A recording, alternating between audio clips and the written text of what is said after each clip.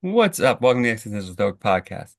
Are you always waiting for something to get better, hoping that, if I just get this done, then life will be good, or if I just get to this point or have this much money? Well, today you're in luck. We're going to talk about why you should stop wasting your life waiting for the perfect moment.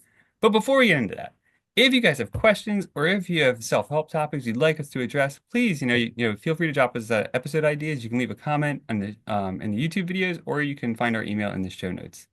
But anyway, so I mean, I think this is a good topic. Do you feel like you've ever like wasted time waiting for something to happen and hoping? So this one like hits home because I have Yeah. this dream life that's written down that I'm not living. It's like Yeah. it's like all the things that I want to do, be, and have, but I'm just not doing it. Partially because I'm afraid of being disappointed if I do it and it just doesn't live up to my expectations. That is But yeah, scary, isn't it though? yeah, Yeah. Yeah. yeah, Because then like what do you do then, right? Like if it sucks. yeah. Yeah. And it's like, do you modify it regularly? So yes, because I would say like, 80 to 90% I'm living my dream life, but there are certain things that I just haven't done. Like, for instance, like getting a dog, just because I love dogs, but I just don't There's a really lot attached to it. I Yeah. don't live the life right now that's like conducive to that. And also No, like, you're also in a city and stuff. It makes it a lot harder to yeah. like, take care of the dog in general. I mean, like it does. Right. So all of these things kind of add up, but it's still there. And actually, I've been messing around with GPT a whole bunch, and I was actually using that to generate images of my dream life. I was like, these are all the things that Oh, are in my nice. dream life. Generate this image, and it's crazy because it does it so realistically. I Yeah, was almost like living there in that environment, and I was like, whoa, that's crazy. that's cool. And but it's I'm holding those things at bay because also there are other things that like I've done and I've been disappointed. Particularly if it's something that I buy, like buying anything, I just get disappointed by stuff anymore. And Yeah. yeah, but Well, no, I do too. I find that dude like buying stuff, I'm constantly just like it's very rare that I'm not disappointed in things. Mhm. Except but I think like that's why I buy so little now because the things I do buy I usually am pretty happy with because they're things that I really, really want and really need for something rather than Mhm. just like arbitrary purchases, you know? Yeah. So No, I think in terms of those things, I'm putting them off. And then also there's the other stuff where like I I deceive myself into thinking once I do that, then I'll be prepared, or once I yeah. do that, then I'll be confident, or once I do that, then it'll be easy. And that's never the Yeah. case, but I just delude myself constantly. Well, I think that's the problem though, is a lot of this like a lot of this future thinking and like I guess I would say like wishing, for things is really self-delusion, a lot of it. And like, like even the dog, like all things are trade-offs, right? Like, like yeah, getting a dog that comes with a ton of like so many good I would argue so many good things that outweigh the annoying things. But there's annoying things, right? Like even when you don't feel good, you gotta take the dog out.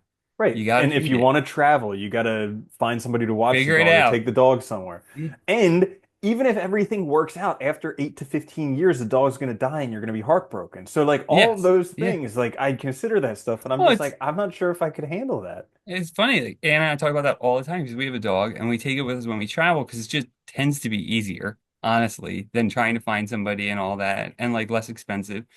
And so like it's great and like we don't mind, but it also, it cuts into a lot of things. Like, if we want to go out to dinner, you're limited due to like, you have to find a place and a lot of places are pretty dog friendly now, which is nice, but like, in the winter and stuff, it makes it really hard to do Yeah. stuff like that. So it's like you don't have the options that you would have if you were just by yourself. Yeah. So yeah, I Or if your totally dog understand that. gets diarrhea, you're waking up Yeah. every 10 minutes throughout the night and you're going to have to replace your carpet. Yeah. Yeah, exactly. Right? Like it's, these things happen and you have to kind of be willing for those trade-offs. But I think that's kind of the problem though. I think we have this like in our head we get these ideas of perfection, Mhm. but they're never going to happen. Like when people think of getting a dog, they think of all the good times and they Oh, and they don't think see of him all as a that stuff. puppy. Like, Yeah, exactly, right? remember my brother was telling the story about his kids wanting the French Bulldog. They saw the French Bulldog puppies and they wanted it so Yeah. bad. And then they saw an adult French Bulldog like months later and they're like, ew, what is that thing? And he's like, that's the puppy that you wanted so desperately a couple months That's the ago. And same they're like, thing. no. And it'll look like that in about 3 months. Yeah, right. That Oh is my the God. worst part. Yeah. Yeah. Yeah, it is funny. I feel this way all the time though, dude. I really do because it's like or I don't like, it's easy to get stuck in this thinking, I think, where you just you imagine like all I need is this to happen and then things will be better. And then it can be a sort of, I think, like a almost like a form of procrastination and like self-limiting where you put off taking action because you're waiting for like, let me rephrase that so it makes more sense. It's like waiting for the perfect moment. Like when you hear people talk about like I've met people that like really want kids, but like we're just not ready yet. We just need to get this done and this done. And then 5 years later, they're still talking about that, Hmm. right? Or Yeah. somebody wants to change their job and they're like, well, I just need this to happen. And I'm just waiting to have this much in my bank account. But then something happens, like the car breaks down, and then that sets them back. And they're still doing this years later, they're still doing the same thing. So it's like we set these arbitrary conditions up Hmm. thinking that that would be the perfect way for this to happen, but life's never perfect. Hmm. And so, in a way, it's like self-sabotage because we're never going to have those conditions met that are going to enable us. Like, I think a lot of times it's much better just to kind of like jump in the water than to Yeah. try to like, not actually when you're going in water because I don't like doing that, but like in life, rather than trying to get like, comfortable with the water, just jumping in because it's going to make things like when This we is an started learning to analogy, program. not in real life. Yeah, not in real life though. Well, it's When it's kind of like actual that. It's water. kind of like that saying, life is what happens while you're busy making other plans.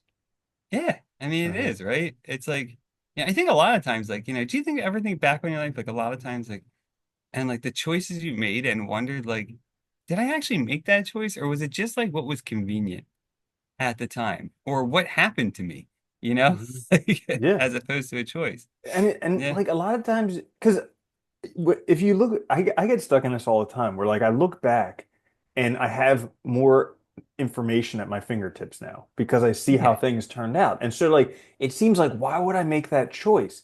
But at that time, I didn't have all of this information. Like, no, I mean, we did an episode a while ago on regrets, and like one of the biggest regrets that I have is just that I didn't do wrestling in like middle school and high school.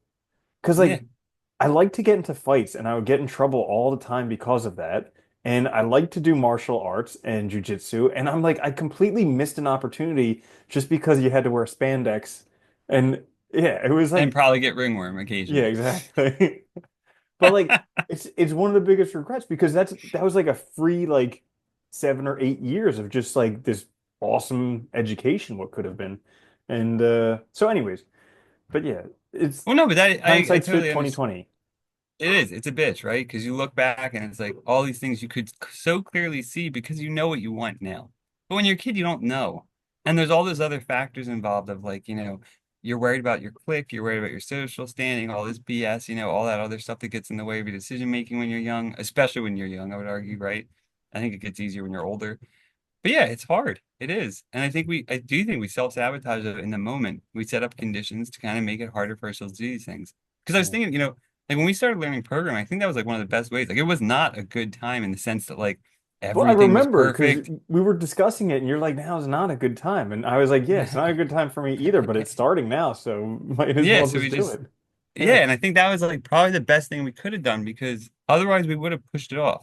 I mean, Mhm. because it's the natural thing to do, right? It's like you have these dreams, you're like, yes, I really want that. But at the same time, you're like, I'm also not ready.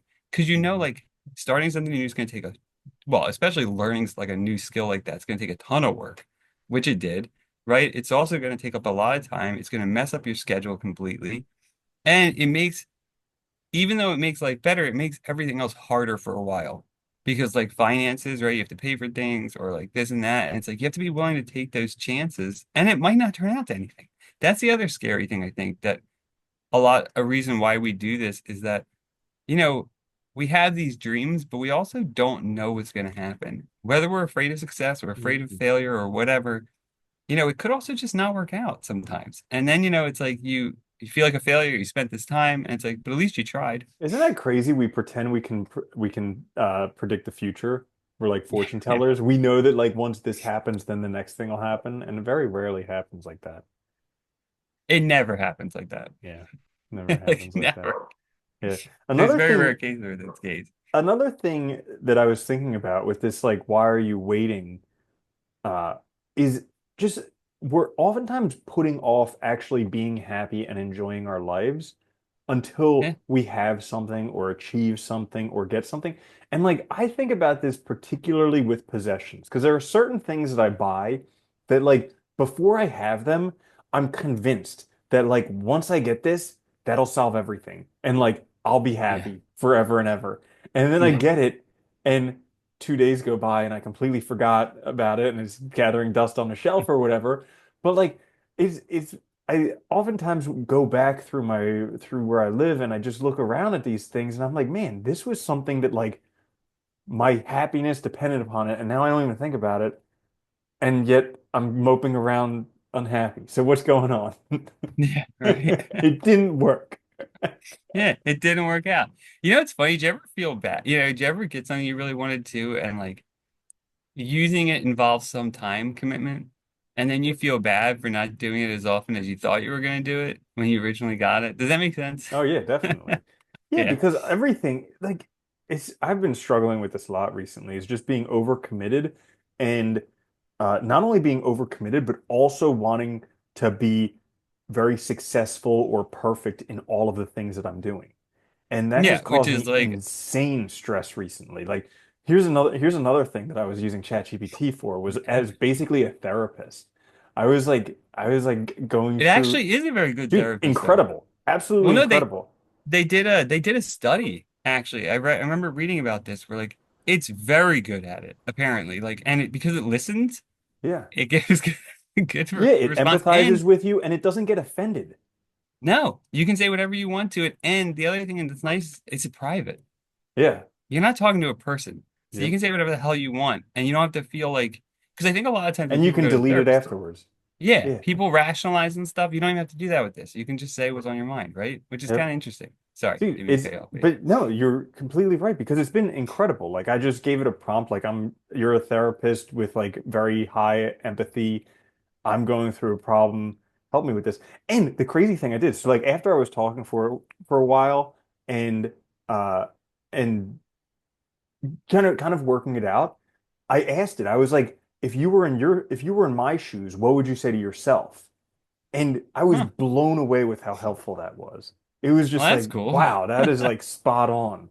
Yeah, so it was super helpful. I would encourage people who are to mess around. I mean, clearly it doesn't replace a mental health professional. It's probably better than them, but it doesn't replace one. And so, Yeah. yeah. Well, the difference I think with a real mental health professional, if you find a good one, is you have a relationship with a regular person, Hmm. which is a little different. There is a difference, but I think that you're right. Because like, dude, people have bad days. Not everybody's equally good at their job. ChatGPT is consistent. As Yeah. long as you prompt it the same, it's going to be just as good, And I think that's kind of interesting Yeah, and there's to this think study. about. So I listened to a whole bunch of stuff on the Feeling Good podcast, and anyone who's listening who deals with anxiety or depression, check out the Feeling Good podcast because that will blow your Everybody. mind. To Yeah, everybody. it will blow your mind. But I've been listening to it, and so like one of the problems with therapists is that they're human. And Yeah. so, and not only that, but they've been trained that when a patient criticizes you, they're deflecting or they're trying to put something on a therapist instead of actually that they're saying something of truth.